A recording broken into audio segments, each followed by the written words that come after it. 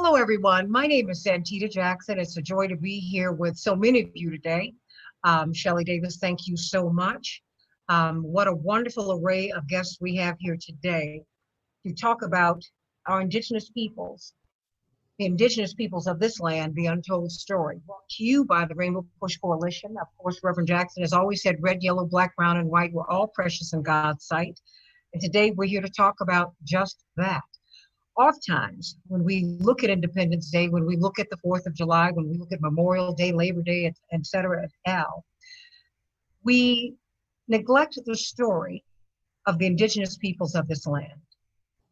And today we're here, Mark Thompson, to correct that history, to do our part, to look at the people who are at the foundation of our story here, not his story or her story, but our story in the United States of America.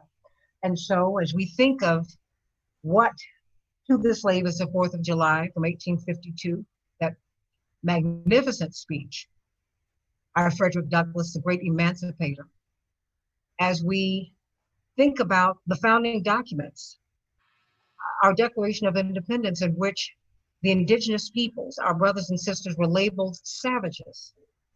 As we think of the removal acts, as we think of so much of their story that we don't know, that is left untold. We're very grateful to you, Reverend Jesse Jackson, for bringing us all together to have this discussion. And so let us move forward. We have a marvelous panel today, Reverend Jackson. And of course, I see my brother in radio and in communications, Mark Thompson. So glad that you are here today. Reverend Mark Thompson, who is also an ordained minister, and Shelley Davis is our national political director. And with your permission, I would like to introduce the panel and then, of course, toss it to Reverend Jesse Jackson. By all means. We are joined, I see, by, is it Alethea Wells, Esquire? So honored to have her today. Reverend Dr. Todd Urey, who's our Senior Vice President. Mylan Patton, University of Chicago student, one of our youth directors, so excited to have him. One of the leading, probably the leading voting advocate in the field of law in the United States today.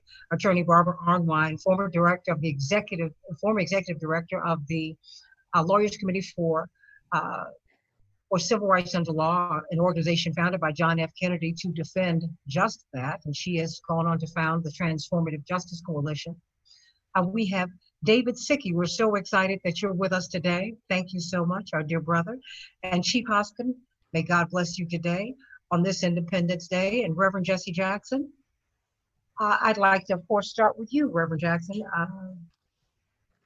Reverend Jackson, oftentimes we hear, I'm so glad that you're bringing us together on this Independence Day as we looked at President Trump at Mount Rushmore yesterday. Many people we saw, if you looked at certain news channels, Mark Thompson, we saw a very rosy picture.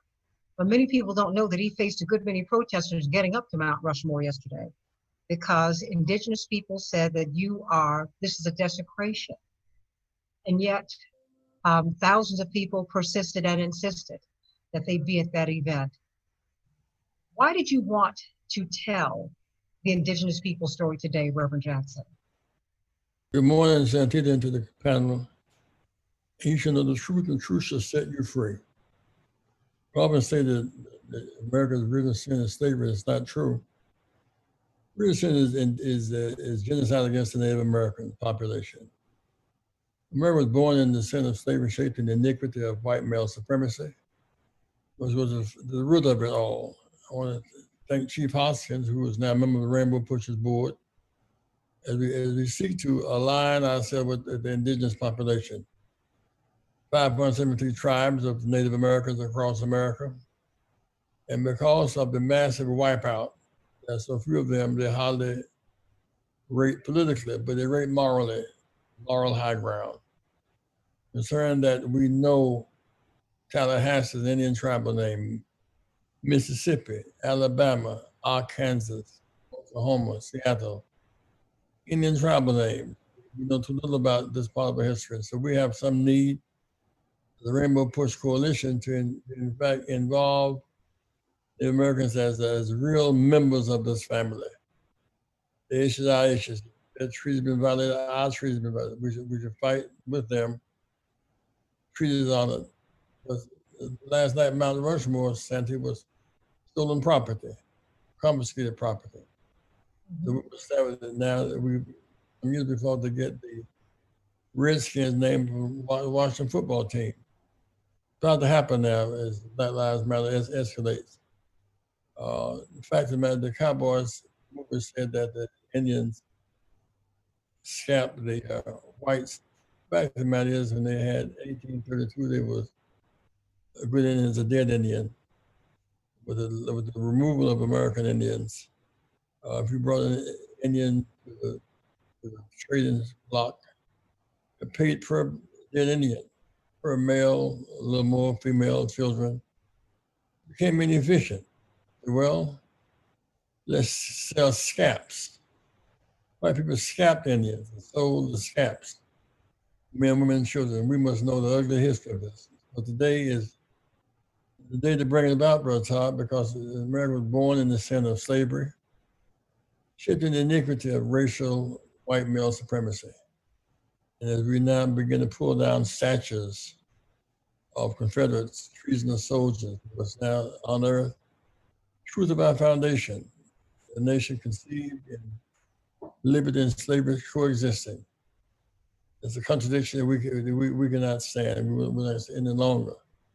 We will bring the name down on Redskins from the Washington football team.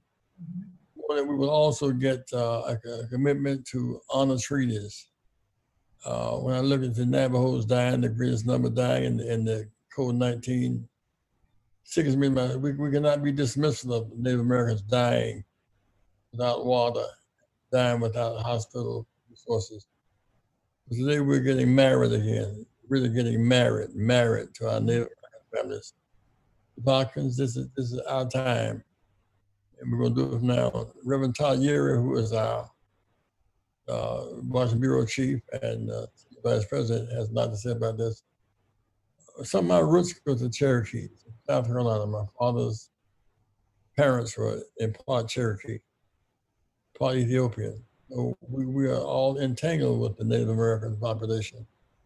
We're them and they're us. Cynthia, thank you very much. Thank you, Reverend Jackson. This is what we're going to do. I'd like to first I'd like to get some words from Reverend Dr. Todd Yeary, our Senior Vice President at Rainbow Push, and then I'm going to hear from you, Reverend Mark Thompson, esteemed, you're in radio, you're in television, you're really everywhere. And he's also someone who's an organizer, an activist. And then I'm going to spread the conversation out to our esteemed panel. Starting with you, Reverend Dr. Yeary, your thoughts today? Well, good morning, Santita, Reverend Jackson, and to all of our friends who are on the call. This is such an important conversation against the backdrop, as you have lifted up, about the debacle at Mount Rushmore, with all of the conflicted symbolism, but the very clear rhetoric that was coming out of the mouth of the current occupant of 1600 Pennsylvania Avenue. You can hear the incitement to hatred in the words that were chosen on the eve of the day when we tell the fairy tale of independence. As we tell the untold story, it helps us to put in proper perspective what the nation often holds on to as the epitome of its story. We hold these truths to be self-evident, that all men are created equal and endowed by their creator with certain unalienable rights, and among them, life, liberty, and the pursuit of happiness. It's a truth to be self-evident, but not realized by all people. And so the contradiction is not only in the rhetoric, but that which has flowed from it.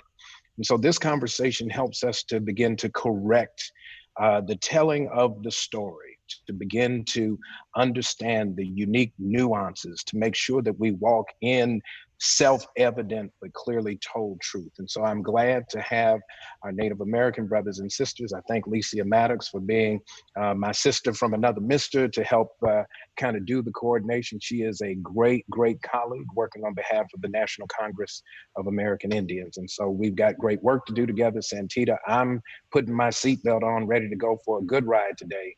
As my big brother, Mark Thompson would say, happy 4th of their lie day. All right, let's get it straight and let's get to the conversation. Thank you. Reverend Thompson? Well, of course, happy 4th of July. It's always an honor to be with all of my comrades here in the struggle, and especially Reverend Jackson, who throughout his career has never forsaken the Native American story and has never minimized it. I think it's important for those of us as African Americans to do that. All of us who knew and respected and loved the great scholar, Dr. Ivan Van Sertima, who wrote the book They Came Before Columbus. Our African ancestors arrived on these shores.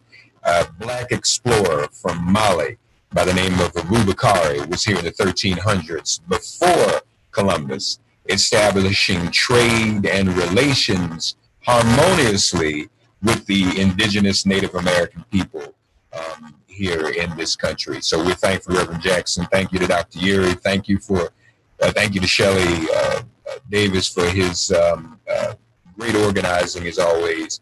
And thank you to Santita with that bad necklace you have on today. Amen. Let me just say, as we look at Mount Rushmore, and this has been an opportunity for people to learn about the true history of that space and it belonging to the Native Americans, that is sacred space. It is more urgent that we have these conversations. And one more thing I'll say, when we look at Trump today and his invocation of the Confederacy, we have to wonder whether that's not some false patriotism as a cover for him being complicit in Russian bounty hunting of today's U.S. troops. So don't love the Confederacy and then be silent about the bounties that are on U.S. troops right now in Afghanistan. So I thank you all. Happy to be here. Looking forward to the discussion. Thankful that all the companies are withdrawing from the Washington football team. That name must change, as should the Braves, as should the Cleveland Indians, as should, I'm sorry, Santita, I know it's your team, the Blackhawks in Chicago, all of the Florida State Seminoles, all of these names must change. And I lift up the name also of Reverend Jackson's dear friend and mine, Vernon Bellecourt, of the Native American community, Wabunini, as we called him. As we go around, Mark, actually they're all our teams. They're America's teams. So they belong to you, me, and everybody here. But that's why we have an obligation as Americans to change all of this. The Blackhawks, the Indians, on and on and on. These are teams that we have celebrated. And most of us have done that in ignorance. And so we go to you, Chief Hoskin, to really kick things off. So that you can let us know, if you could reframe Independence Day, July 4th, 1776 for us. These founding documents in this country, of course, had African American men as 3/5 human. They did not, Black women did not even count. Women of any color didn't count. But in the founding documents as well, indigenous peoples were characterized as savages. How should we look at today, and if you could tie that into what happened in Mount Rushmore last night? Well, I appreciate that. And Reverend Jackson and everyone, it's just an honor to be on the program this morning. I think that the experience that I've had in my life is in some ways the same experience people all over the country have, which I was raised not knowing about those fine details in some of the founding documents that would refer to Native Americans as savages. It wouldn't be until I was a young adult that I would encounter that. And I think what that reflects is that we're a country that glosses over or completely ignores parts of history that's uncomfortable. And goodness knows there's so many chapters of American history that are uncomfortable. Many that are great, but many that are uncomfortable for Americans to talk about, but we have to talk about it. So I think that it's great that today we can talk about some of those difficult chapters. Yesterday, the Washington Redskins, under pressure from corporate sponsors, started to do the right thing. I was talking to my daughter about that. She was aware that Nike, was going to put some pressure on the Redskins, but I said, Nike doesn't do that if people don't raise their voices. And even though it's taken generations of raising people's voices. We had some results yesterday. So I want my daughter to feel encouraged about the future. And I think yesterday was a way to do that. But I'll tell you what was discouraging for her and me and my wife was the coverage of the protesters yesterday as the president went to the Black Hills, sacred for the Lakota people. The coverage really across mainstream media just wasn't there. I mean, you really had to go, on Facebook to see some live feeds to see what was going on. And I think that tells us that we still have a long way to go in the country in terms of telling this story. And that's why I love the name of today's program, The Untold Story, because it's untold in terms of the history, me growing up, not knowing those aspects of my own people, perhaps being referred to as savages. And it's untold today in terms of a day in which the President of the United States goes to the Black Hills. And yet the story of the history of that and the current protests are marginalized. And I think we have to work to change that. And I think engaging with the Rainbow Coalition is one way we can do that. Thank you so much for being with us today and your immediate reaction to what happened last night at Mount Rushmore. I mean, when you saw the fireworks display, I mean, from my readings of the news, Indigenous peoples, the nations said, please, the fireworks, this is just such an insult over these sacred lands. This is something that most Americans and most people who are tuning into us today do not know. And we encourage you to like and share this. And Barbara Online, who's so magnificent on social media, Mylan Patton and Reverend Mark Thompson and everyone here, please like and share. Let's get this out into the networks because we want people to hear from you, Chief Austin, and you, David Sickey, because we need to know. Most of us don't know because African Americans, we're just finding out our history too. Well, I think what I felt was some hurt yesterday evening and some hurt and compassion for my Lakota brothers and sisters for whom that area, the Black Hills, are sacred. And the great history of it being stolen from them is still ever present in their minds. And they are feeling today, this isn't just a chapter in history, but they are feeling today the impact of that, both economically, culturally, socially. It's still with them today. The President of the United States, I think reasonably we would expect a president to be somewhere in the country engaged in some sort of memorialization this weekend. I think we just would. The President of the United States could have been a million places yesterday and could have done a million things. He chose to go to a place where the native peoples who were here before there was a United States asked him not to come.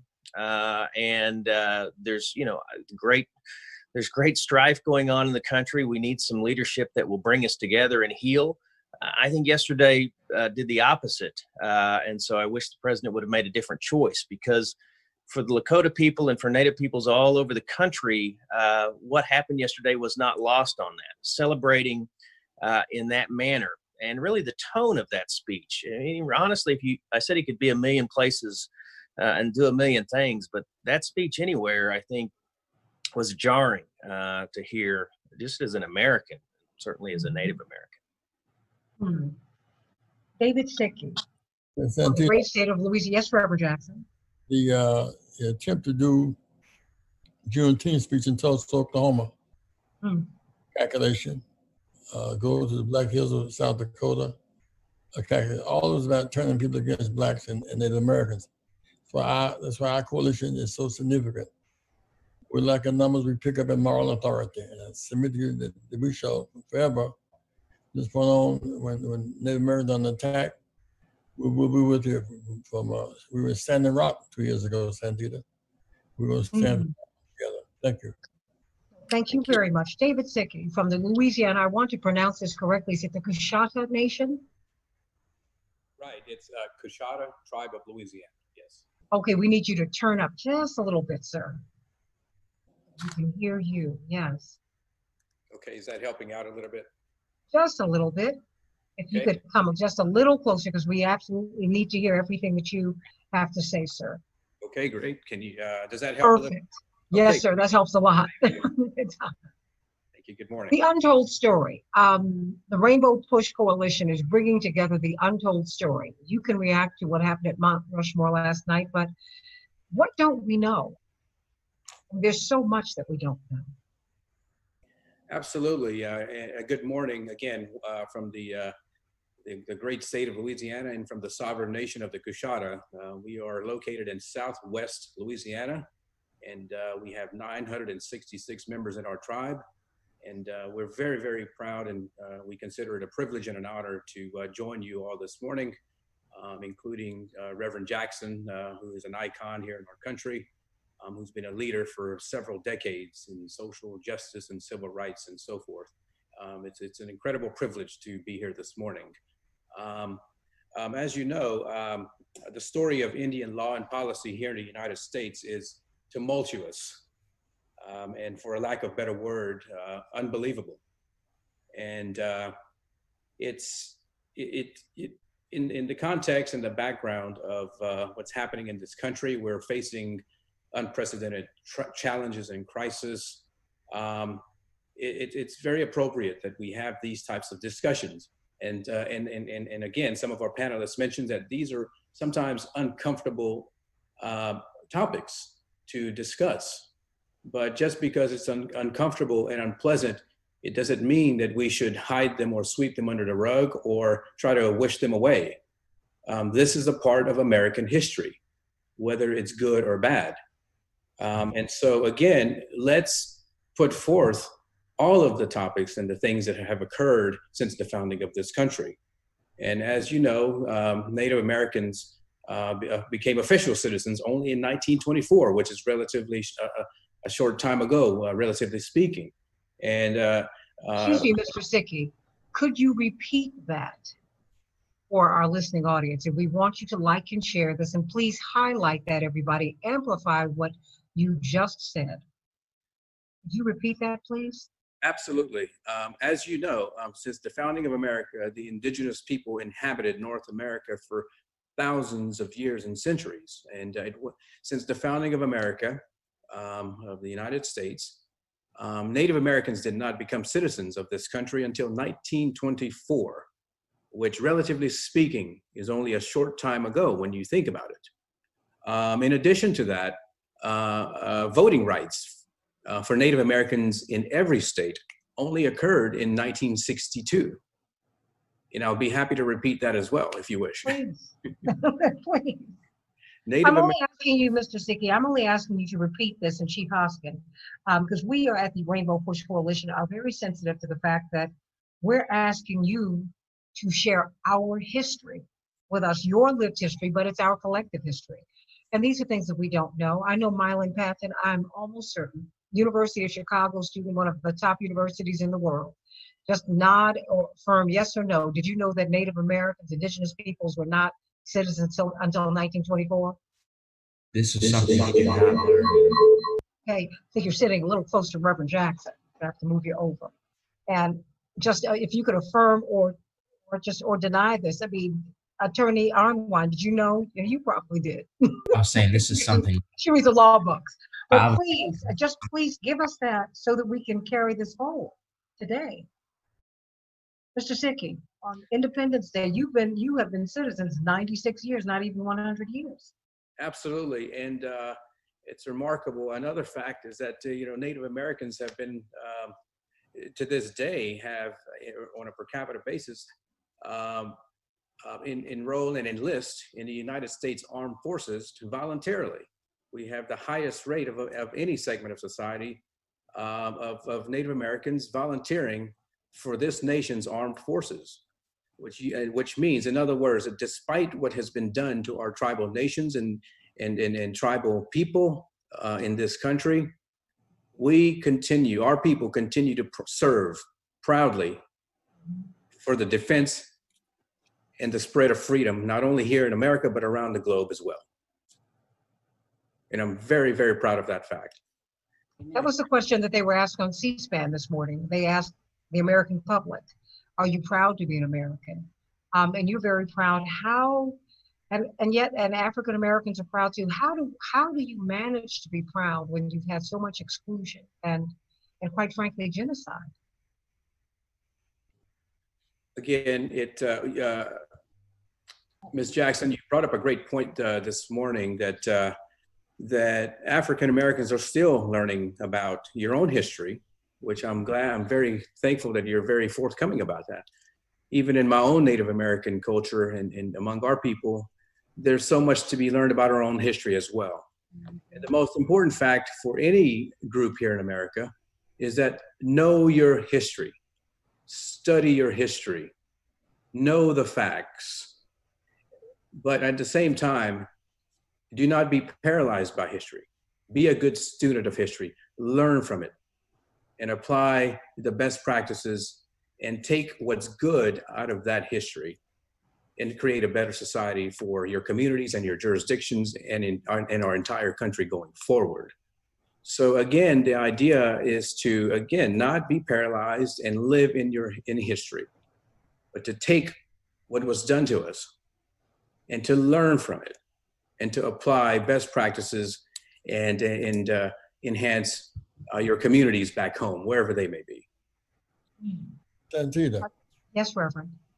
you know, they speak in the Bible, they meant for evil, God meant for good. Trump's going to Oklahoma, Tulsa on the day of the Juneteenth. Was meant to be, people knew about Juneteenth, we never knew it before. Right. He's going to Mount Rushmore, a lesson taught we never knew before. So we even these negative experiences will turn them into positives. Absolutely, absolutely. And I think what we're dealing with a community of interest, and we're standing this morning with our African American brothers and sisters this morning, and we as Native Americans have a community of interest with you, and we're forcing America to confront two great original sins of America, Right.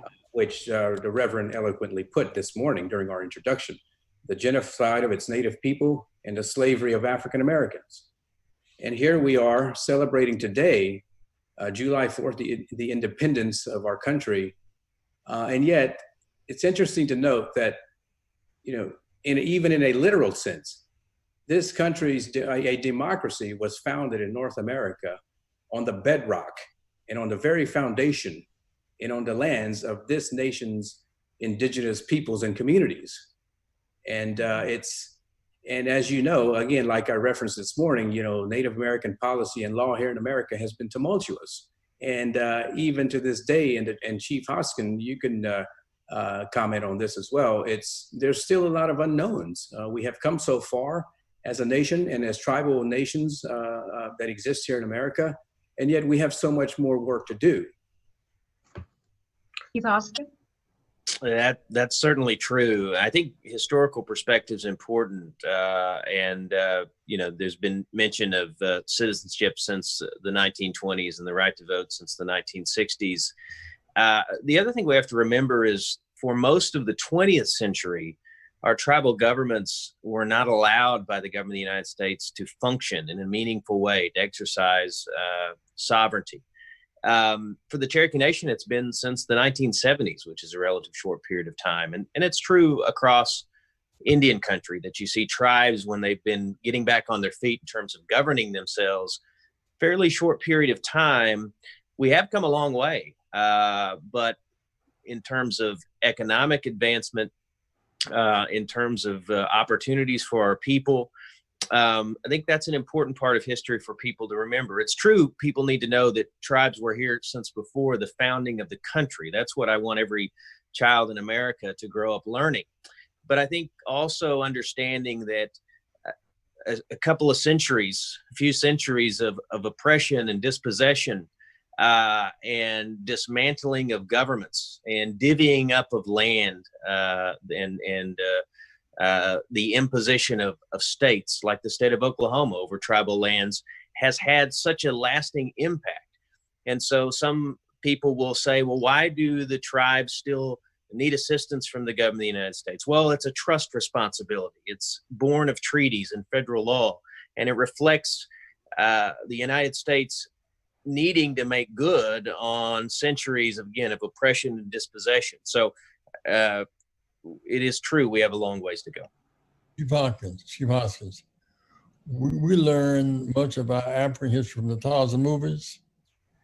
the American from the cowboy pictures, which is the way that Hollywood distorted our views of ourselves. We would go to the movie and be pulling for the cowboys and be pulling for Tarzan. Mm-hmm. Well, on Earth, and we would come into it. We were pulling for cowboy to kill Indian, Tarzan and Jane and Boy to wipe out the Africans. So part of our coming unto ourselves, to Todd, you have more to say about this thing, you and Barbara. Yes, We're overcoming the distortion we've been taught. that's right. Attorney Barbara Online, Transformative Justice Coalition, I would like you to react to, well, this untold story and what you've heard from David Sickey and Chief Hoskin. I mean, they're giving us so much information that many of us, quite frankly, have not had. I am just so honored to be part of this panel. Thank you, Chief. Thank you so much for everything, and Reverend, for having this focus today. I mean, there's so much history, right? I mean, truth telling is everything. And people never want to talk about the fact that the United States is a white settler nation. There's implications to using those words. A white settler nation. It wasn't just a nation of immigrants. That's a real falsehood to start there, because it was a settler nation. It was a nation that was founded by people who profoundly were determined to take the land by theft. And let's be very clear that this is a country founded on two principles: theft and murder. Theft of land, bodies, labor, sex, talents. You can just go through all of the thievery that was necessary to, quote, build the U.S. in the settlers' mind. You got to remember who the settlers were. These were not the cream of the crop of European society. These were people who were given options that either they would be imprisoned or they would go and work in the United States, sometimes under indenture. They were second and third sons under primogeniture. They were not able to inherit, and they were wards of their families. So they needed some other way to have wealth and to have independence. And so they left because they would never be the inheritors of their family's wealth. They were religious outcasts, people who were persecuted in their land because of their religious beliefs. So they came here with a lot of resentment and anger. And we got to be clear about who came to this country and why it was easy for them to engage in the theft, the massacres, because let's be clear, 25 million Native Americans lived in the United States at the time that the European settlers came here. Now we have a maximum number. It's estimated, I don't know, the population numbers never make sense, but they say about 5 million. If you take the entire swath of Native American populations. So that means 20 million people gone, not just, quote, disappeared, massacred. You got to understand, the slavery. That's why it was easy for them to engage in the brutality, the inhumanity of slavery, and to call people subhuman. My goodness. So we have to look at this founding. Truth telling is so key, because without it, it makes zero sense. We got to look at the guy Borglum, who created Mount Rushmore. We've been talking about Mount Rushmore. Guess what? He was a member of the Ku Klux Klan, everybody. The money that he got to build Stone Mountain came from the Ku Klux Klan. He was a racist to his soul. And we don't understand that he was close to the head of the Grand Dragon of the Klan when he built Mount Rushmore. He built Stone Mountain. He started it. He got fired because of some differences with them after 10 years of working on the project. I mean, people gotta, understand this past and how, our history. But there's so much hidden history, right? The very model for the federal government comes from Native Americans. It was built on the Federation of Native American Nations. That's how we have a quote federation government, a government that has both a state-centric mentality and at the same time a federal government mentality. That's not a European model. That came out of Native American government and governance. So there's so much we just don't know. I just want to end, I'll come back and do voting rights, but I want to end on this intro by also saying that people, we're in this movement right now because of the terrific and horrific death of George Floyd. And we talk about Black Lives Matters, but let's be very clear. The number one population disproportionately killed by police in the country are Native Americans. So I just want to stop there. There's so much history. Like many of us, I have, African, white, and Native American blood in my heritage. So, so I have always paid great attention to Native American history because in part, to some degree, it has always been part of my family history. Thank you. Thank you. As we await other participants who are going to be on the call with us today. And we are so grateful. I cannot tell you enough, David Sicki and Chief Hoskin, giving us the frame, but we want to hear much more from you because you are here to tell your story today, so much of which we do not know. But there's a young man here, was a young student, an undergraduate student at the University of Chicago, Mylan Patson. He's one of the young leaders in the Rainbow Push Coalition, as we are anxious to reach out to our indigenous young people who are younger than us here, who are in school, in high school and college, as we try to get them registered to vote. We're going to come back to you to talk about that, Attorney Barbara Arnwine, because so many Native Americans, so many indigenous peoples were excluded in this 2020 cycle from the vote. They had no access to the vote. Mylan, what are you hearing?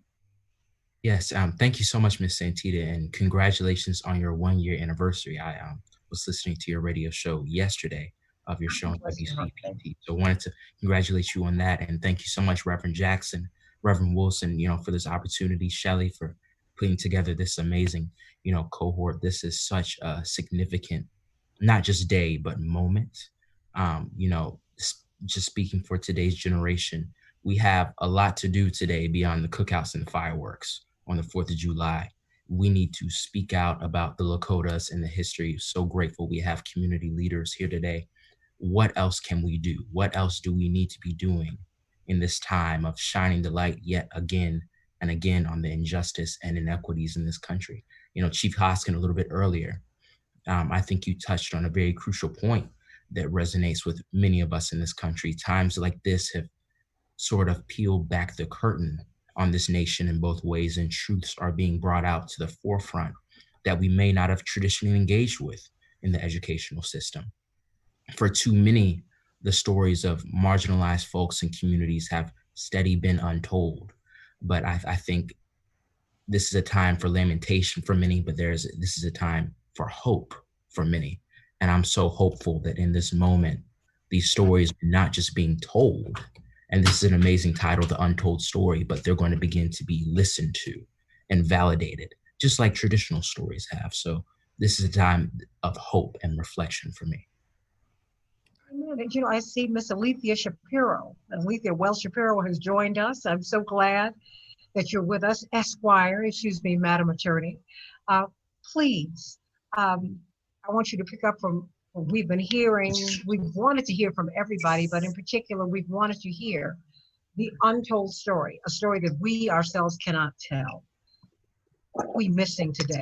Because so many, we saw that there were thousands of people.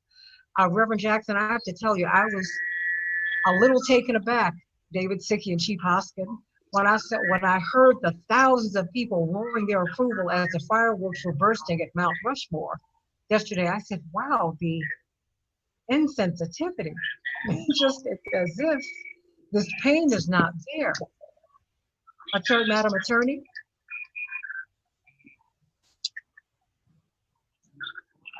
Can you hear me? Yes, we can. Thank you so much for being with us today. I just want to thank you all for inviting me. I'm here as trying to be a good ally, trying to learn and listen, just like Mylan said. You know, I want to hear these stories. I want to learn. I want to share. And I'm learning along for the first time, to be honest. And so I'm very, very honored to be on this call with so many amazing people. And I thank you for having me. Thank you so much. And I think that is the humility that we need here, which is why Chief Hoskin and David Sickey, Reverend Mark Thompson, I'd like you to ask Mr. Sickey. I was about to call you Reverend Sickey. That's not what I want to do, David Sickey. But when people have a lot of information and this high calling, I tend to put you in the ministry. Chief Hoskin, pardon me, that's what I do with it's being a PK, a preacher's kid. That's what happens to you. Reverend Mark Thompson, you've heard these stories, particularly from David Sickey and from Chief Hoskin. There's so much that we do not know. And yet with African Americans, the intersection of African American and of the indigenous peoples of this great land, it's so profound. What are we missing today, Reverend Thompson? Well, you know, can you hear me okay? It's a little distorted. Yeah, I don't know, something's going on. But if you could just turn that up, it's just a little distorted. Just keep speaking so we can hear you, but turn it up, please. We can't hear you now. Now you're on mute, Mark. Okay. I'm on mute. Now you're off. It's a little scratchy. Keep talking. Yeah, go ahead. But keep talking. We'll work it out. You know, again, I think that in this moment of reckoning in America, and that's clearly what it is, we have to make sure that it is more than a moment. You know, this news cycle, Santita, is ever changing, and congratulations on your first year anniversary with CPT as well. And, you know, we move on from one thing to another. But we have to remain in solidarity. And those of us who are African Americans must be in solidarity with our Native sisters and brothers when it comes to these team names, when it comes to recognition of sacred lands. And, you know, if we're going to seize whatever this moment is, we have to demand all that we deserve, including something being done about Mount Rushmore. You know, we can't cherry pick which monuments to take down, which statues to take down, and then ignore other ones. And I would even say this, as we look, y'all, you know, and I'm never one to bite my tongue, and I'm not trying to just be mean, but I want to draw a historical parallel. It was the European settler colonialists that brought smallpox and other diseases to foster and encourage a genocide of the native peoples.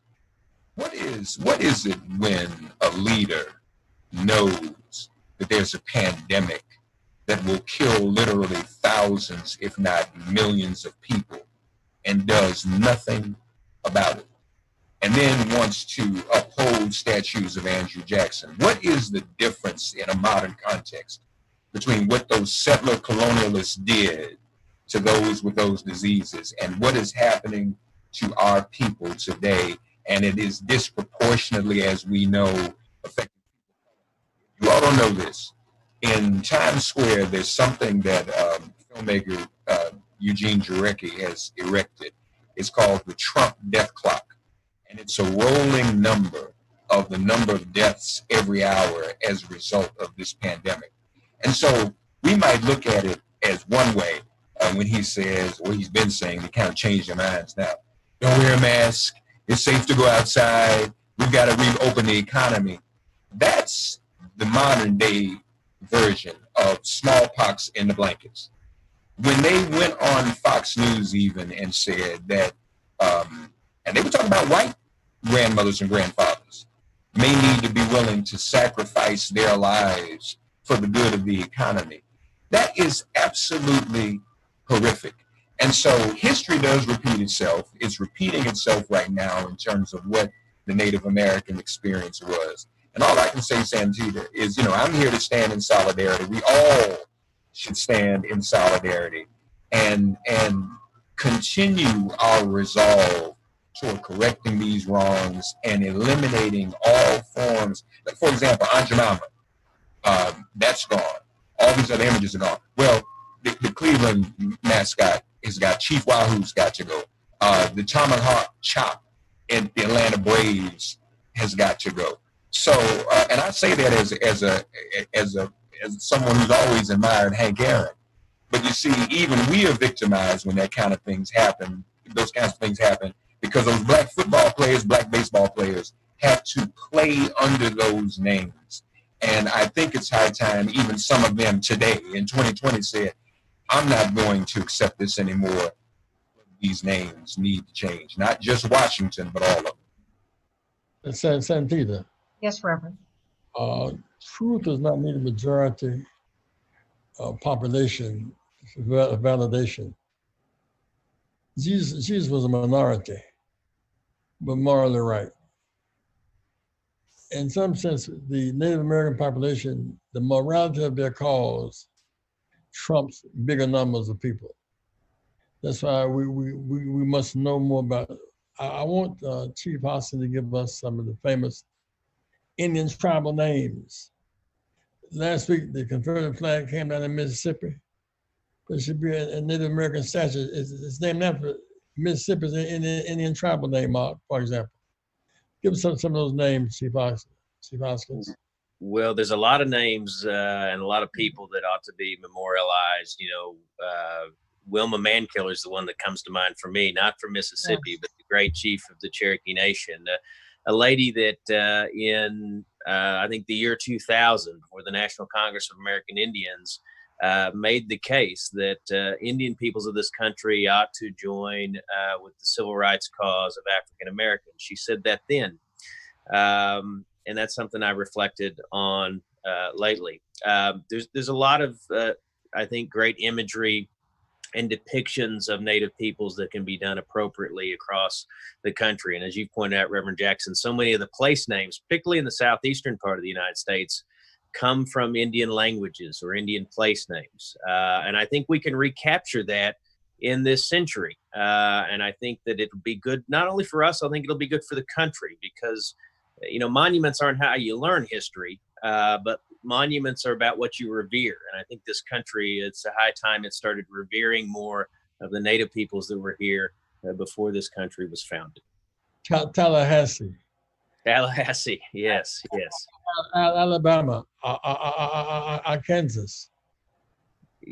Absolutely. The name Oklahoma itself is an Indian name. So that the country uses our names and then butchers our imagery and caricatures us for centuries. And I think in this century, the opposite ought to be true, that we ought to recapture that. We have a lot in common. They use our names and they use our talents and they butcher our imagery. I don't know. That sounds awfully familiar to me. Reverend Thompson. Just want to ask about two more names, and correct me if I'm wrong, Chief. I'd also heard, I live in New York. Manhattan, was it not originally called Mannahatta? Is that accurate? That's another name, isn't it? It's another name, and the Delaware tribe has a history there in New York State, and of course some people remember that they and other Native peoples didn't get a very good deal when supposedly New York and that area was purchased from the Native Americans. You know, you have to remember these are Native peoples that were living on land in common with their fellow tribal members, and the concept of alienating property, selling property was not something that was part of their culture. And suddenly white settlers come and say, we've got a deal for you. Well, what a deal it was. And I understand too, Massachusetts is a derivative of a Native name. Someone pronounced it for me once before. I don't want to butcher it, but in Massachusetts as well, and some of these other states' reverend name is a derivative of a Native name. Yeah, you can go to the northeastern part of the United States and find many place names, names of rivers, names of communities that are from the Native peoples that were there. And yet the young people growing up there don't know that, as they don't know so much of their history. Indeed, you know, Reverend Jackson, I'm sorry. All to tear down the Confederate lie, we must also erect monuments to our true past. The Native American history is so rich, and African American history is so rich, and it's one and the same. So my agenda that I want us to marry, and we're the first one of us direct affects the rest of us indirectly. We must marry our history, marry our relationship. We have numbers, and they have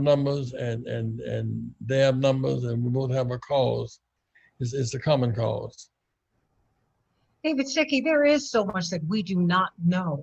There's so much that we do not know. As I shared earlier, African Americans are unearthing so much of our history. And you've unearthed huge nuggets of history today for us, you and Chief Hosker, because we don't realize just how suffused and imbued we are with Native American lands. I have to go all the way back to grammar school. We had, I do not remember which nation she was representing, but at least at our grammar school, they were sensitive enough to bring in indigenous peoples to speak to us. And as they came to speak to us, she said, you have to understand that I welcome you to America, you don't welcome me. And it was a shift in paradigm that was not lost on me, even at 8 or 9. But my parents were fairly sensitive, so I understood it.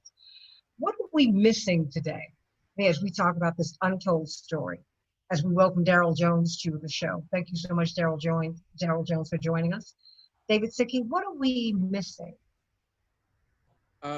Real quick, just to kind of touch on an earlier panelist, we have 5.2 Native American citizens here across the United States of America. So again, I mean, the public in 2020 needs to understand that Native Americans are alive and well. Tribal nations are building, for the most part, there's some that are more prosperous than other tribal nations. Let's also remember the fact that some tribal nations have come a long way, and they have carved dynamic, prosperous, dynamic nations in their jurisdictions. But also at the same time, let's remember our other Native American brothers and sisters in tribal communities who are still struggling. And as far as per capita income, labor and employment numbers are in deplorable third world country conditions almost. And so let's not forget those Native American nations who are still struggling out there.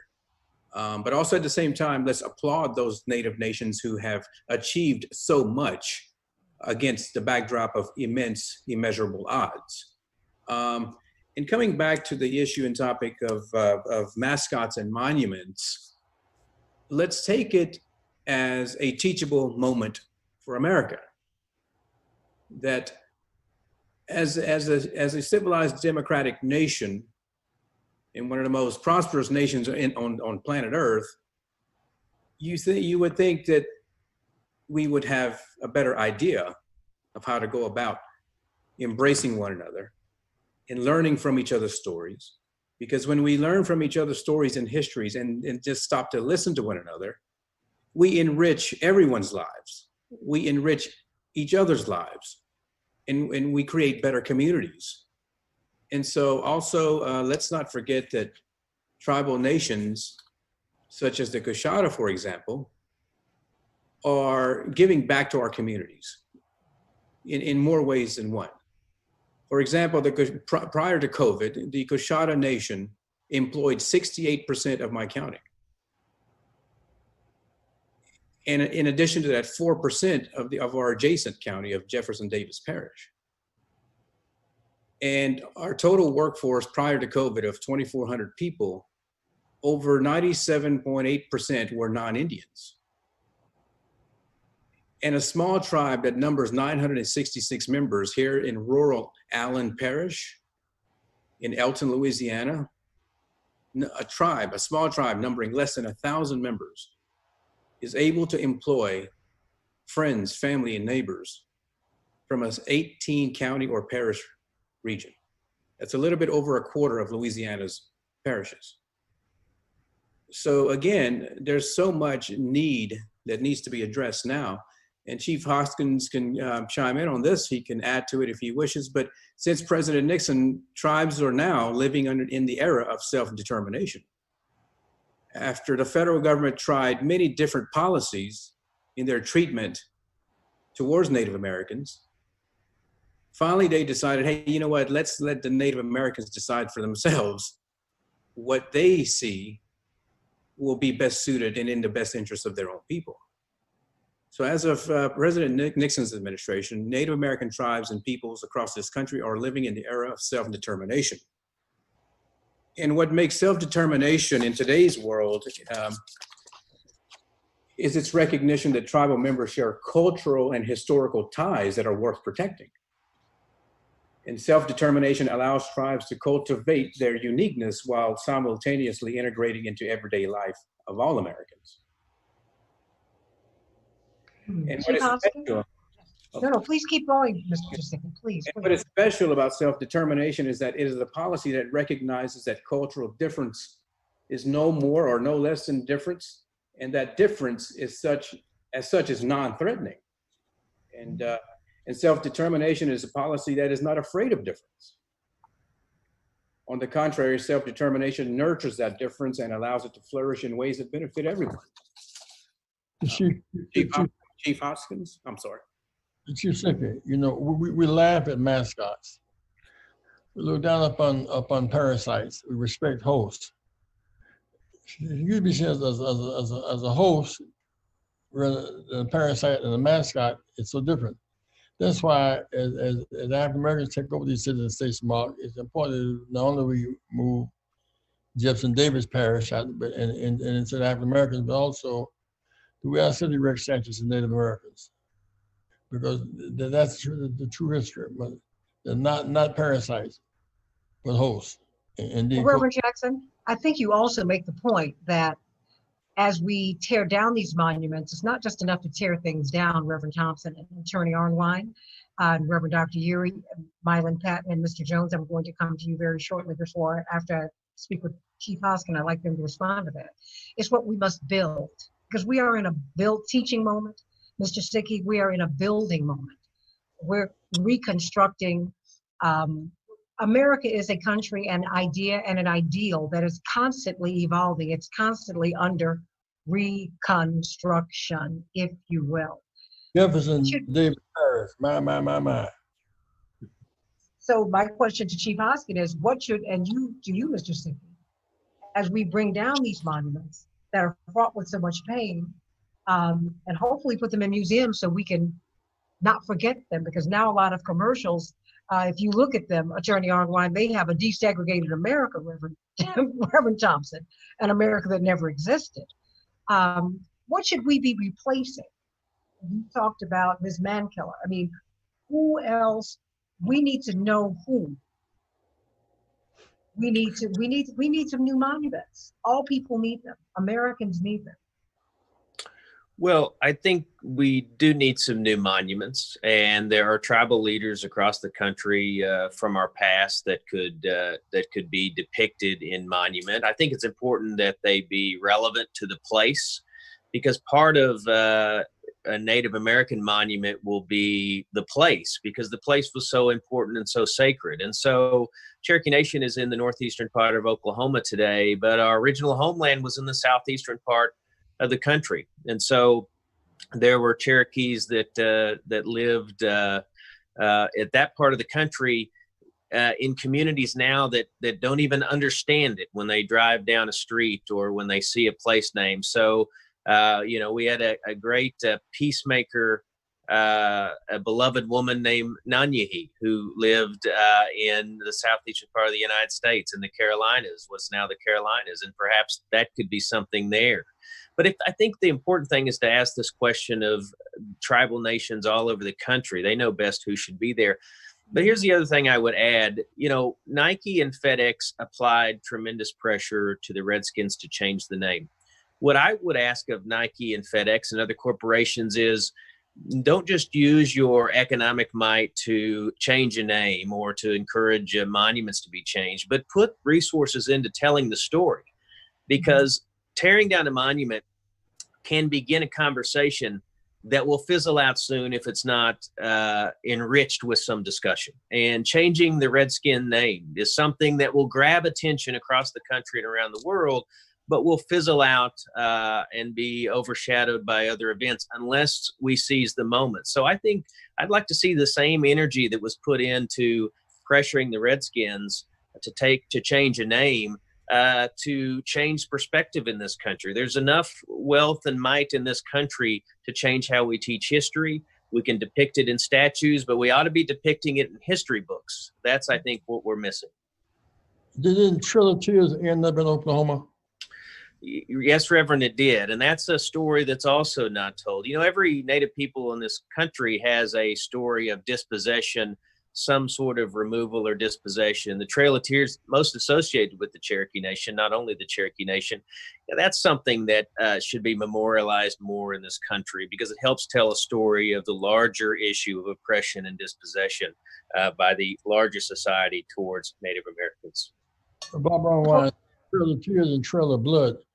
Trail of Tears and Trail of Blood, the African Americans being dispossessions sent north. We were the majority of the population in the southern states. It drove us out through 5,000 lynchings, 1889. So Trail of Tears went west, and Trail of Blood went north, and Trail of Bloodhounds. So I first saw Chief Hoskins on a C-SPAN television show. In some detail, the scheme of dispossession. And the Trail of Tears was depopulating the Native Americans. Yes. Trail of Blood, so that even now, Mississippi is 40% African American. There were more slaves than there were slave masters. Once there were eight black counties in South Carolina, for example. So the Trail of Tears going west, Trail of Blood going north is the same depossession scheme. Barbara. Blood and Tears. David Sickey was trying to jump in. Mr. Sickey, I'm sorry, my apologies to you, Attorney Arnwine, but I wanted him to respond, and then you. And then, of course, we have to get Mr. Jones in, the chair of the Transformative Justice Coalition. I promise you I will. But it's the untold story of the indigenous peoples, and I think that they need to speak today. Amen? I think I can get a collective amen. David Sickey. Again, Chief Hopkins stated a few points very eloquently, and I think number one, also as Americans, not just Native Americans, but every American across this country, there should be time for pausing and reflecting and regrouping, I think. And I would encourage my own people and our tribal people around the country, and also all Americans, and including our wonderful African American friends here this morning, to arm ourselves with knowledge about our history, about the current affairs in our homelands and across the country, and arm ourselves with the right approaches. And I think it's important to remember that we do not wait around for anyone to give you a voice, because nothing can be achieved if you simply just sit around waiting for someone to grant you something. Everyone on this panel and every citizen of America has a powerful voice. You don't have to be an elected official. You don't have to be a leader in your community. Each citizen has a powerful voice that can be deployed and used for beneficial purposes. I think also the idea is to organize. And all of us, the Native Americans, the African Americans, the Jewish people, and all citizens of America have done a wonderful job of organizing. We see it all the time, even to this day. But obviously, there's always room for improvement. I'll be the first one to say that. Organizing is extremely important. And thirdly, you act and execute. You act upon your plans and your ideas and get your issues out there. Be an active citizen. Take part in democracy and in civic duty. Because again, no one will speak for you. And if you wait around for someone to be your voice, it's simply wishful thinking. And as you know, for the most part, wishful thinking sometimes, for the most part, does not move the ball forward. So a perfect example that I'm reminded is the fact that on June 27th of last week, the Coushatta tribe of Louisiana celebrated its 47th year of federal re-recognition from the United States Interior. As you know, many tribes under President Eisenhower were terminated from government support. And so there was a period since President Eisenhower, there was a dark period in some very challenging times of several decades for the Coshada, until our elders, led by my father, Ernest Sickey, who was the tribal chairman at the time, succeeded in achieving victory, in achieving federal re-recognition for the Coshadas.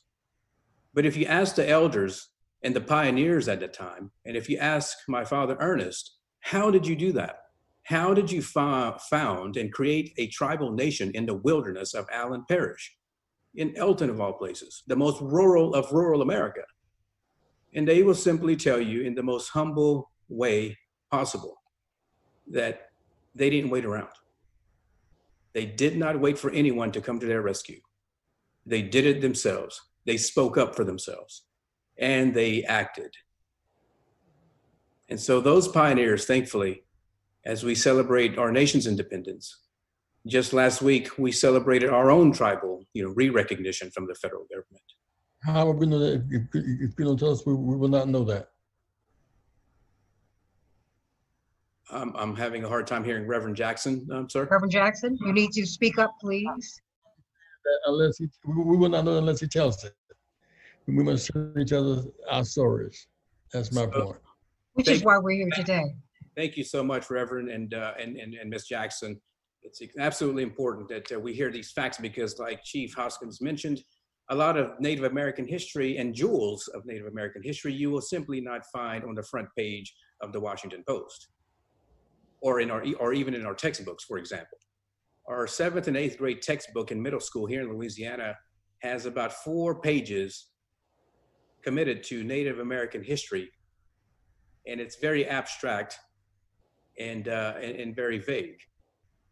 When the fact is that here, Louisiana has a rich Native American history, in addition to the African American and Cajun history down here. But the fact is that these textbooks here in Louisiana do not teach our middle school students that there are 4 federally recognized tribes here in the state of Louisiana, and that there's approximately 30,000 Native Americans that call themselves Louisianians here in our state. And so again, sometimes as tribal people and tribal leaders, we have to speak for ourselves.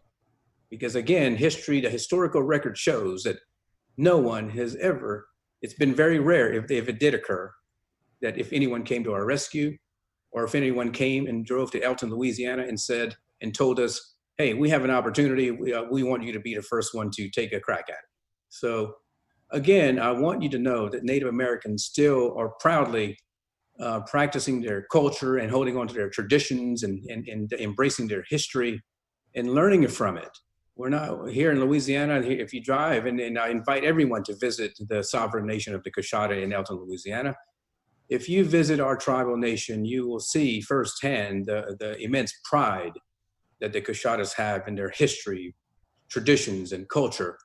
And it's also a known fact that I'm very proud to report that we are the only Louisiana tribe that has still retained our ancient language of our ancestors and our elders.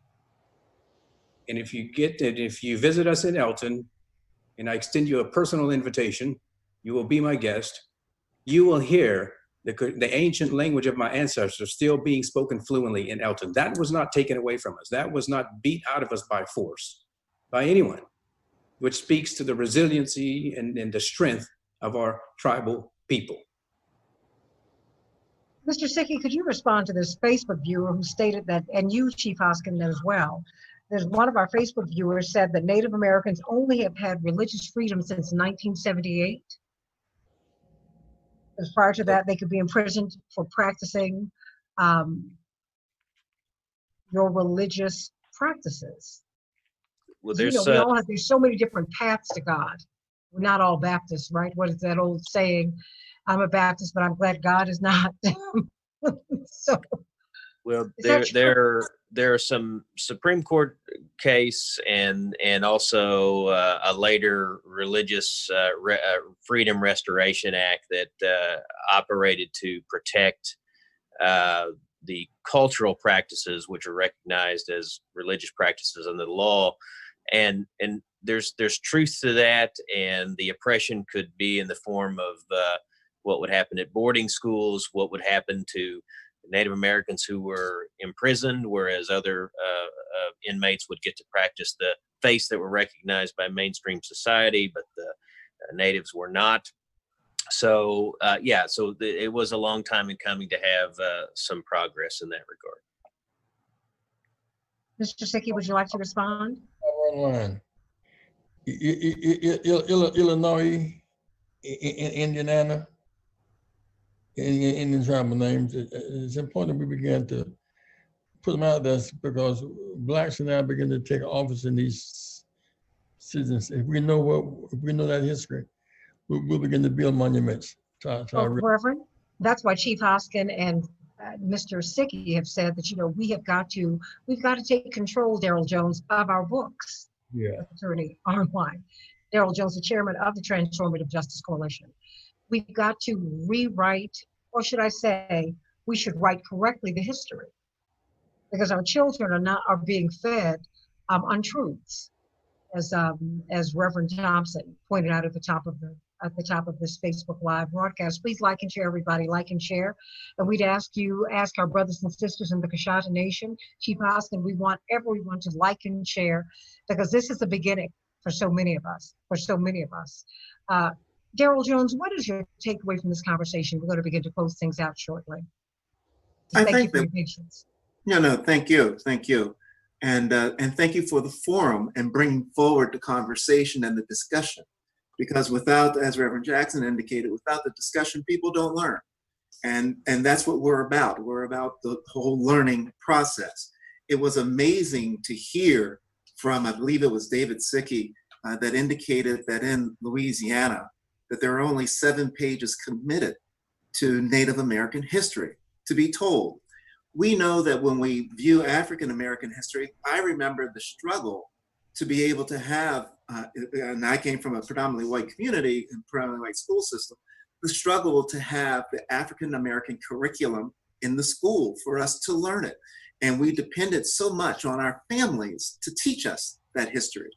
And it's almost a replica of what we're hearing now coming from our Native American brothers and sisters, is that their history really is combined, and it's an oral history that goes from family to family, but it's not being taught in the general curriculum. And, so I'm excited to see that they're taking those steps. I'm excited for RPC and TJC and everyone else to work with them in getting that word out and doing all we can to be certain that the brothers and sisters in the Native American community are being heard. One other thing, if I could, Cynthia, one of the statistics that I heard with regards to policing in America is that generally we think that the most worst numbers for killings and policing in America comes from the African American community.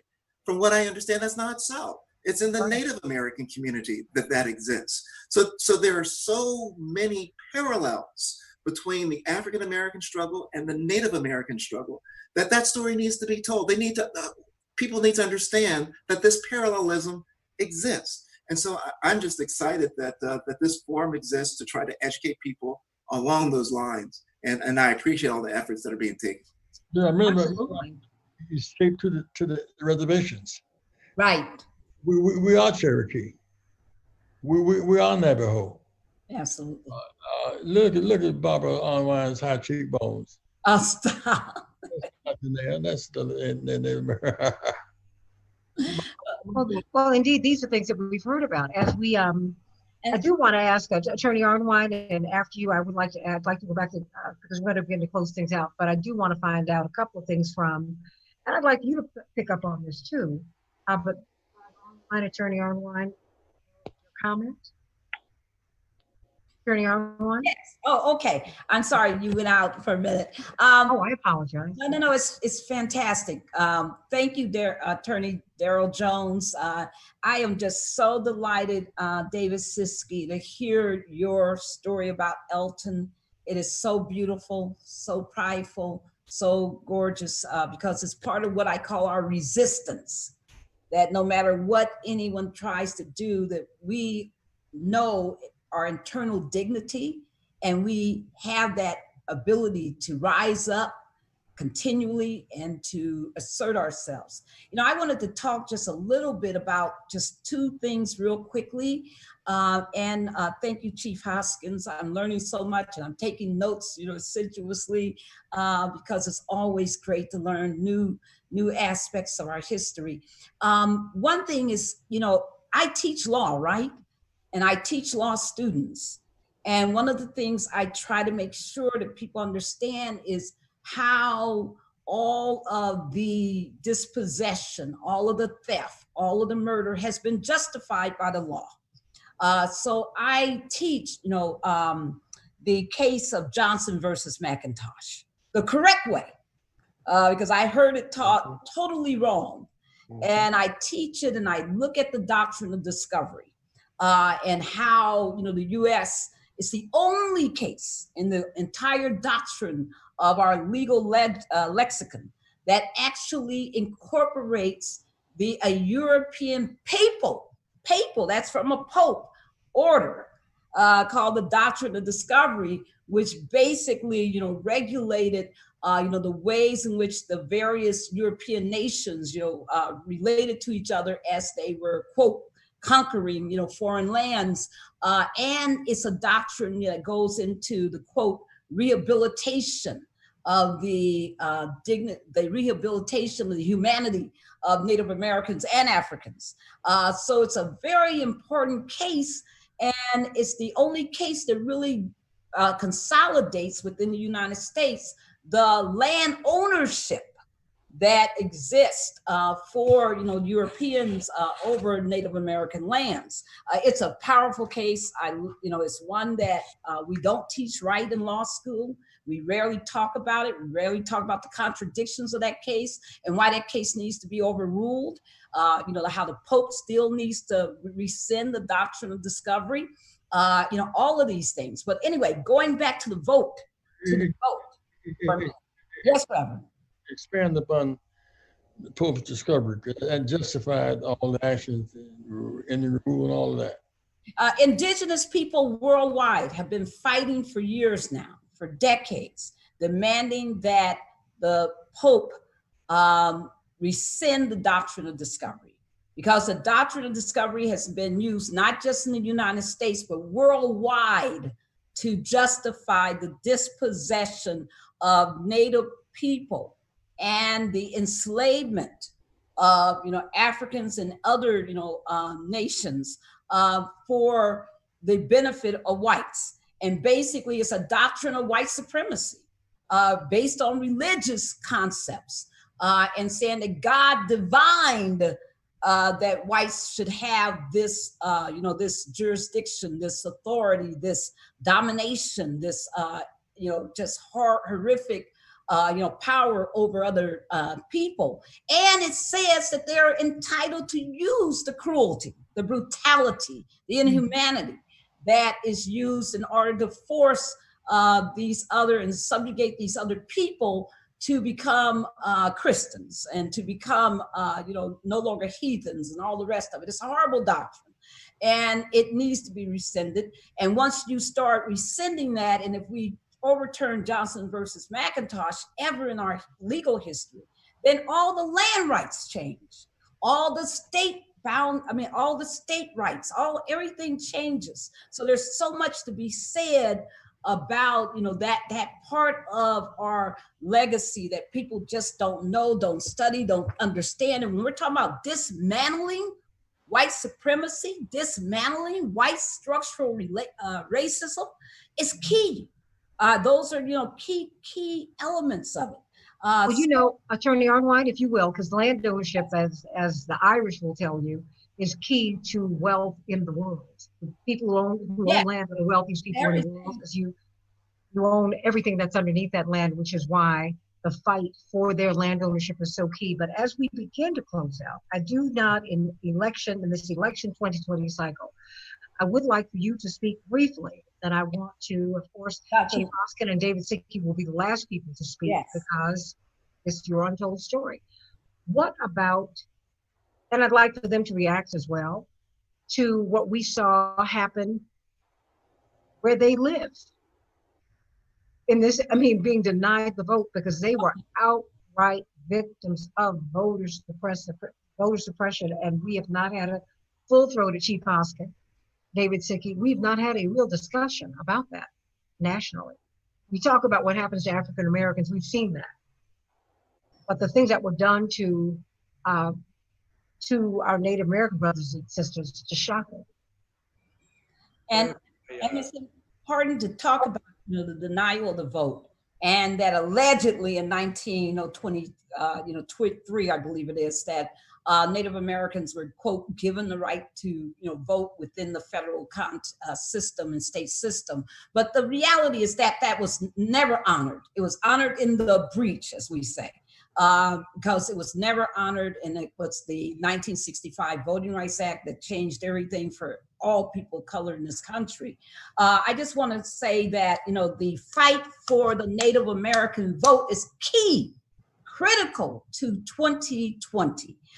People forget that the Native American vote is the swing vote in several states. Which means it's the determinative vote in several states for everything from federal offices to state offices. And what has been going on is that a number of the Native American rights organizations, legal organizations, have come together and have been systematically suing these states for all of these barriers that they have put up to voters. People say, what are those barriers? I'll give you one good example. Early voting, normally they will have 1 or 2, you know, polling sites available for Native Americans, and those polling sites are what? You got to drive 50 miles or longer to get to those polling sites. We've been suing, saying you got to bring those polling sites home. Why can't they be on the reservations themselves? Why can't they be where the populations of Native Americans live?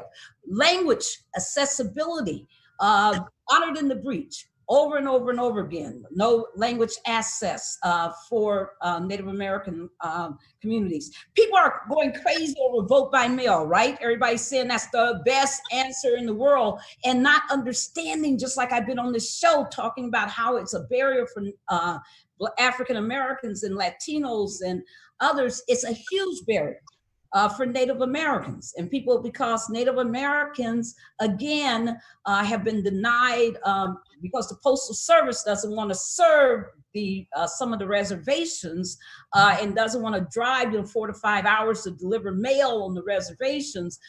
They won't even give Native American homes street addresses. And as a consequence, this has had a huge impact on voter ID, where some states have said you got to have an address, and it's had a huge impact on vote by mail, because you're not getting any mail delivered to your home. So you got to have a post office box, and that's insecure, and there's all these problems. So Native American communities have been doing what David Siskey said. They've been coming together and not only suing, but they've also been creating addresses, doing a whole lot of things to get around these barriers. There's so many other barriers I could talk about, but those are the big ones right now. And I just want to, give credit to the Native American Rights Fund and all the other great organizations, including NCAI, that are out there suing for these rights. Well, we are trying to close out, but David Sickey, these are not your closing remarks yet, but you were nodding your head vigorously in affirmation of what Attorney Arnwine was saying. David Sickey, your response, please. So some great examples that Ms. Barbara so passionately and eloquently put. For example, one example comes to mind, the recent cases in the Plains area with voter rights and having access to polling places and voting places, precincts.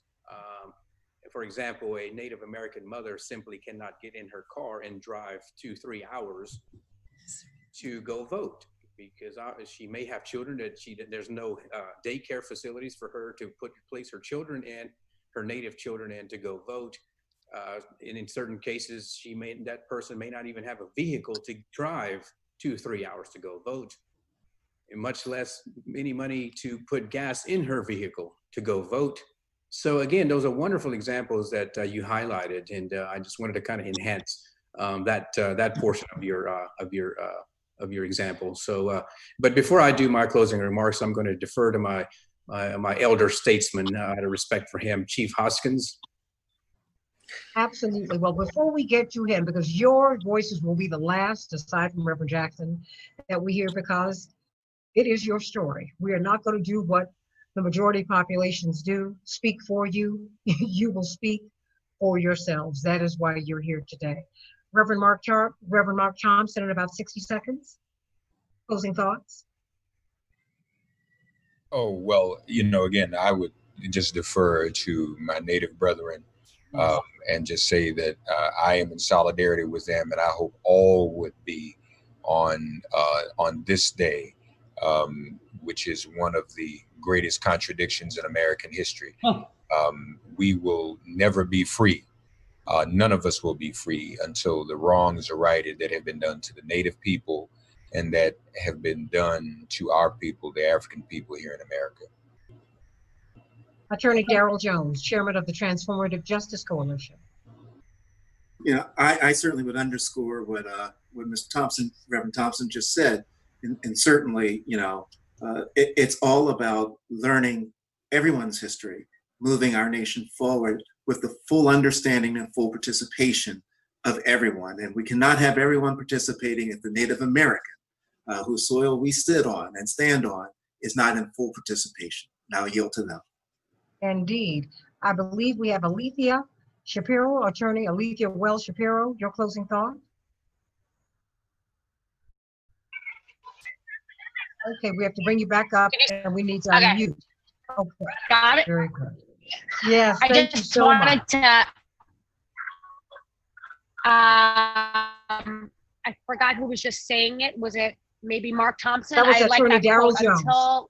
until we are all free, none of us, yes, until we are all free, none of us are free. And I just want to thank everyone so much for including me. I've learned so much on this phone call, and I will messages that I learned. And every day I continue to learn and share the messages that I'm learning, and I'm very grateful for you for including me. So thank you very much. What an honor it has been to have you here. Attorney Barbara Arnwine, your closing thought.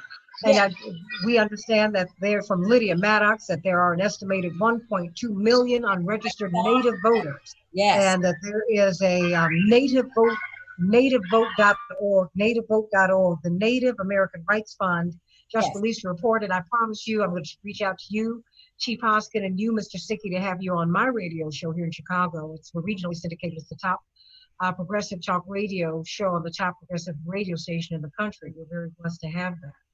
And I'd love for you to come on regularly and tell us how we can be in solidarity with each other and how, Attorney Arnwine, we just don't know. There's so much that we don't know, particularly at this critical time, and whenever we vote matters. And the fact that we don't know is no accident. It's not that this is some kind of negligence.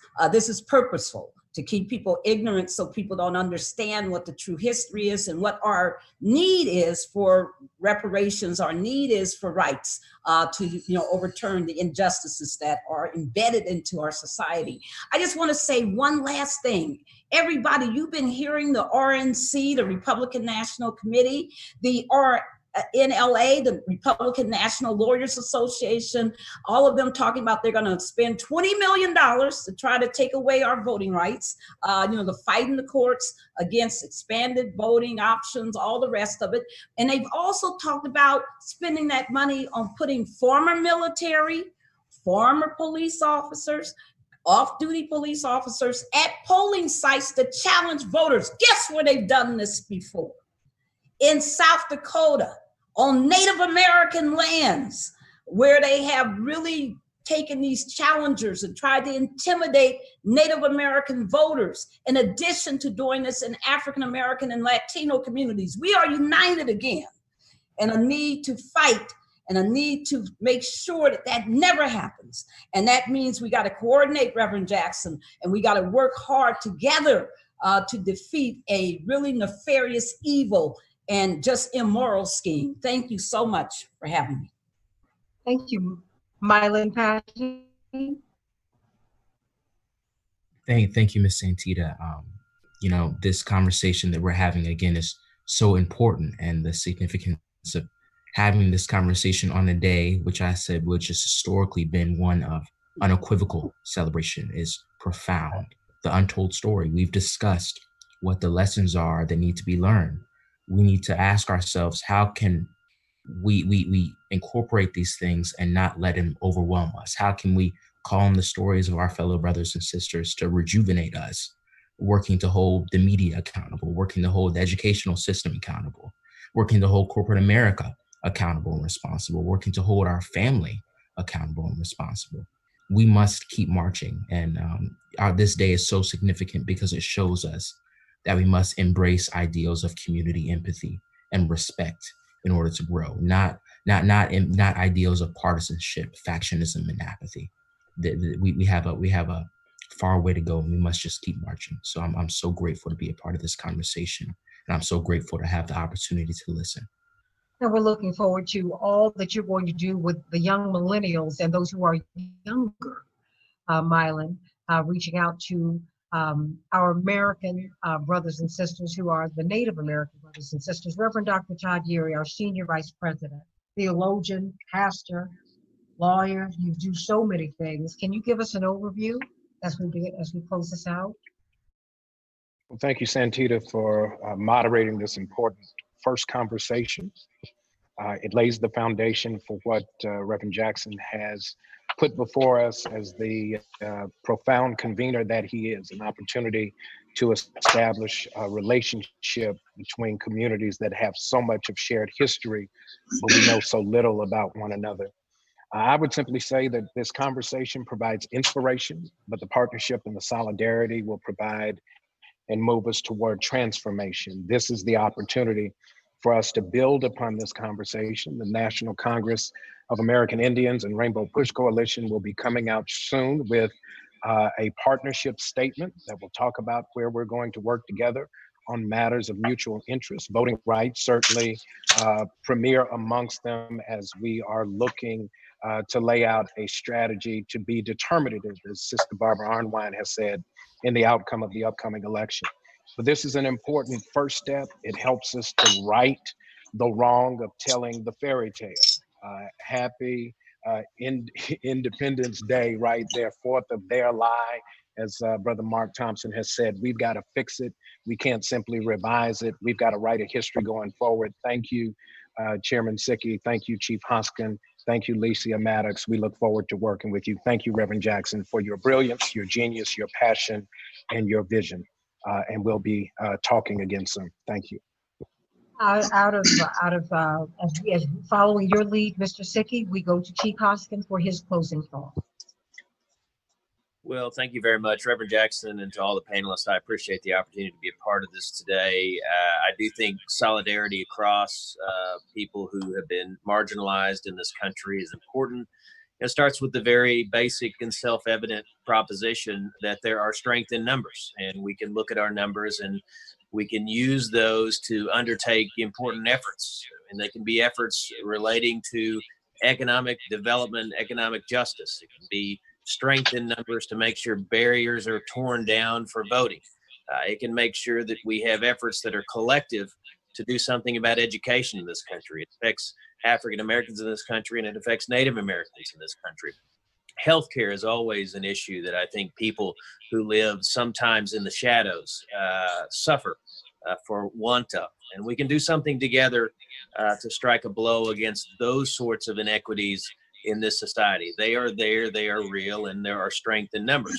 But it's more than just a numeric proposition. It's more than just the fact that when we add our numbers together, we can do more at the ballot box and have more influence. We ought to be talking to each other about our stories and learning about our stories, because what I think about more than anything is what young people in this country think about African American communities and what they think about Native American communities.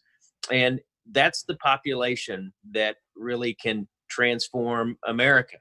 And so we have to undertake something that will help tell the story of, again, Native Americans and African Americans. We can do that together.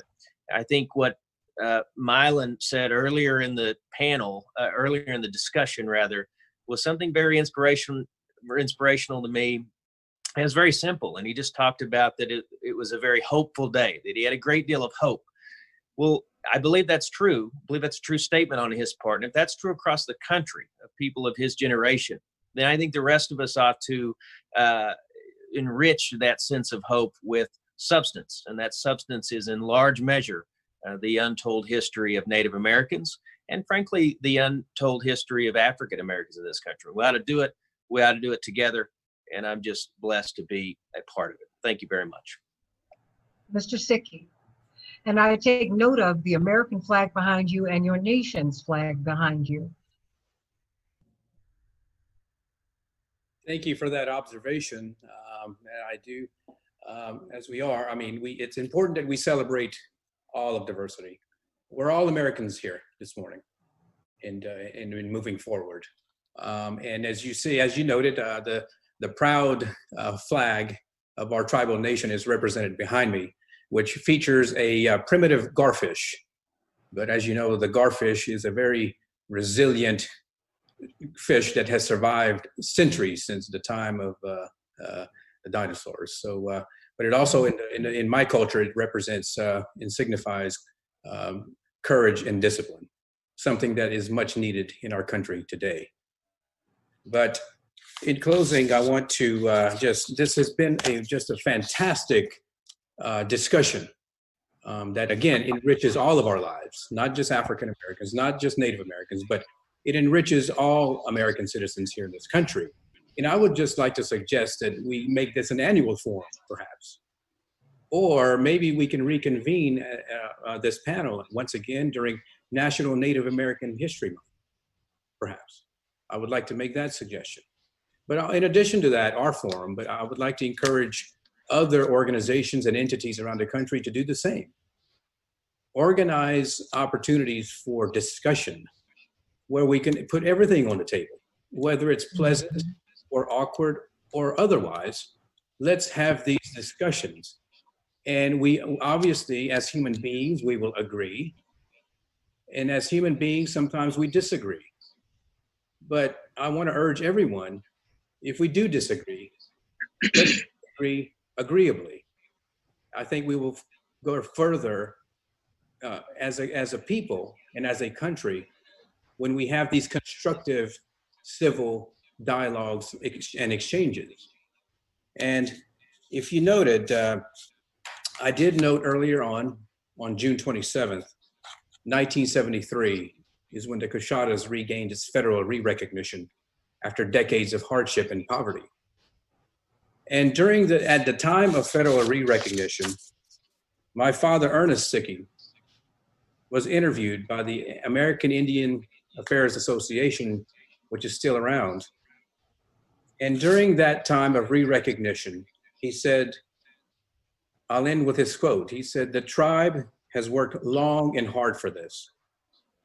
The struggle has made us stronger, and our victory will open the way to justice and a better life."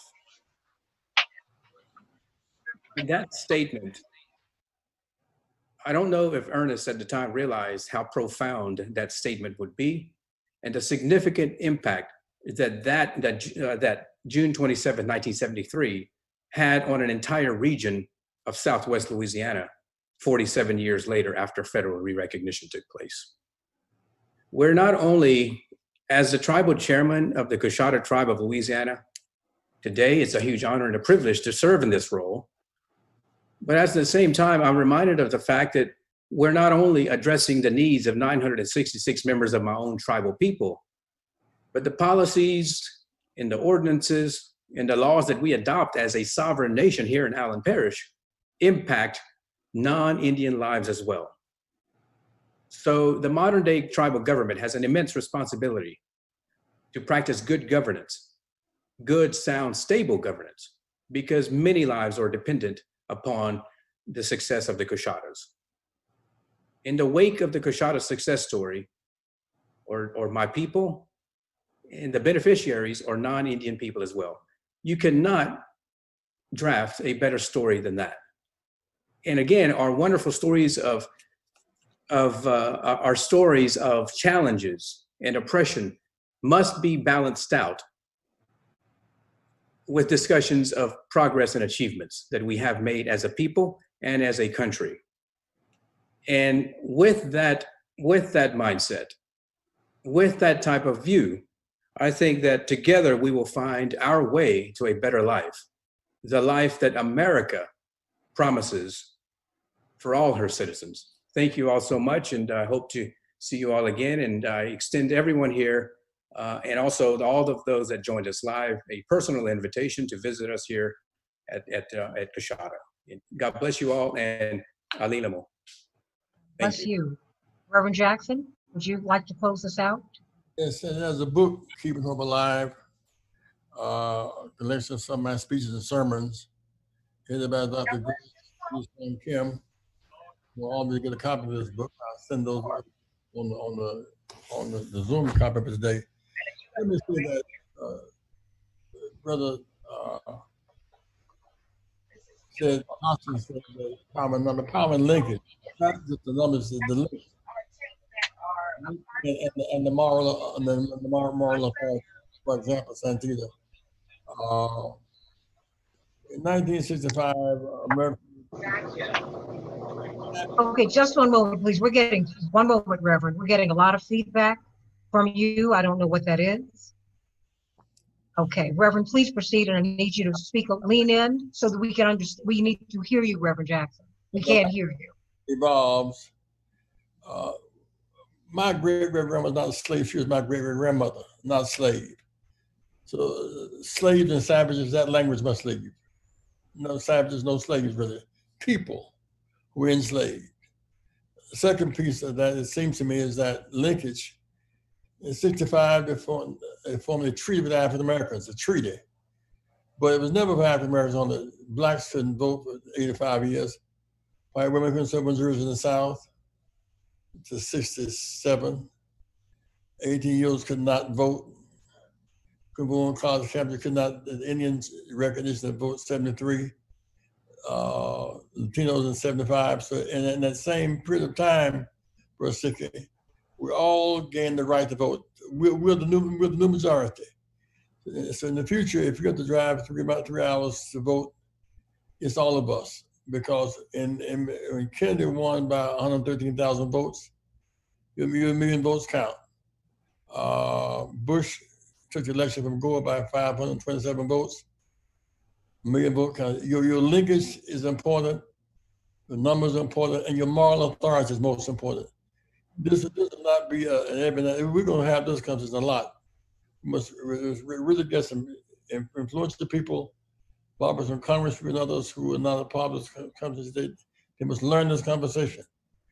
Some mayors and some sheriffs and some police chiefs, Black Congress people. We must go out of our way to really have this a much broader, bigger conversation soon. I think truth depends upon it. And in a time of Black Lives Matter and people of color matter, none matters more than the original peoples of our country. Cynthia, thank you for being my daughter and being both the producer today. Dr. Todd and Shirley Davis, a big shout out to Shirley producer, Shirley. Pulling all of this together. And Reverend Jackson, I want to ask everyone, as we ask them to get your book, and that's a collection of some of your speeches. I can't wait so that we can hear straight from the heart, so we can hear many of your speeches from the 70s and the 80s. There's several things that come to mind. I remember when you were running for president, you were launching your bid in 1983. I think you were doing Meet the Press. And Chief Hoskin and Mr. Sticky, Reverend Jackson, my father was asked a question that was very insulting at that moment. One of the Calv brothers, we would remember him, Attorney Jones and Reverend Dr. Yeary and Barbara Harwine and Reverend Thompson growing up. They were two prominent voices in journalism. I forget which brother it was. It was either Bernard or Mount Marvin, who asked Reverend Jackson, are you Black or American first? And so I made note of your flags behind you, Mr. Sickey. You're not American, you are American and you are Native American, you're both. There's so many things coming from so many places, but you come from here. And we honor that. And we thank you for being with us today and giving us that lesson and showing us those flags. You take me back to my great grandmother. Now her stories about the Native American in our family. And it's a substantial history because my father's from this part of North Carolina. In South Carolina, you have the Low Country, which is where you have the plantations. Where he's from is where you had a real mixture of Africans, Native Americans, and Europeans. And they became a new people called the Melungeon people, which is really what he is. But you have to know those stories. You have to know that history. These are things that we have, Mr. Jones, Attorney Jones, we put them in the inner recesses of our minds as we've been fighting a black-white struggle, and we have not known that the struggle is so much bigger than that, right?